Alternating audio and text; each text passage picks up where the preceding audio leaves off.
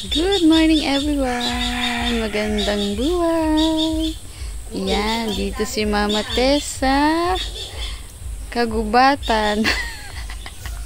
Dito tayo sa probinsya. Alam niyo naman kapag sa probinsya, ganito ang kapaligiran. Ayan. Tingnan nyo, sa probinsya. Dito to sa probinsya namin. Ang dami nilang yung tubo ng nyug. Oh. Tingnan nyo. Ang dami. Oh, ang dami. Oh, sayang. Oh, hindi nila natatanim. Yung iba nito, ginagawa nilang ubod. Ayan, oh. Ang dami. Inuubod lang nila ito dito sa amin.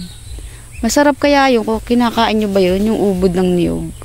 Masarap yung lumpia. Ayan, oh. Dami. Ang taas nitong kawayan, oh. Pagkawayan, naman yung ay labong. Labong. Ayan. Tapos, ayan, oh. Dami pa dyan, oh. Dami nilang manok, tsaka bibi. Umuulan dito. Tuwing umaga, umuulan. Kaya hindi ako makapaggala. Ang daming manok nila, oh. Ayan. Tingnan nyo yung mga tubig. Pero tapos na sila ng ani.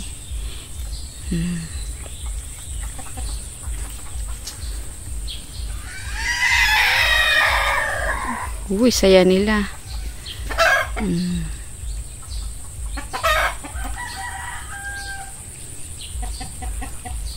Puro palayan. Palayan dito sa amin, Mindoro. Ganda. Tapos na silang mag-ani. Hindi ko na inabutan.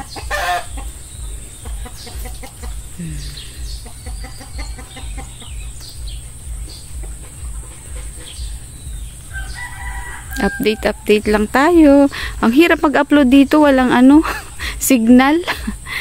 Ang dami pa nilang kahoy, oh. Kasi sila yung ang gatong dito yung kahoy ba sa kalan. Yan, oh. Diba? Probinsya tayo.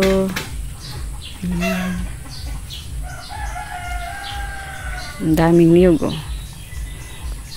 Tapos ang bababa pa ng mga puno ng niyog. Ang liliit lang, may bunga na. Yun, oh, may langka dun, oh. Ang laki. Yun, sa puno.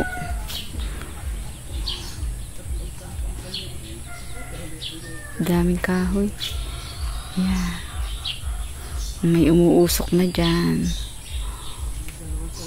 Daming bunga ng niyog. Ayun,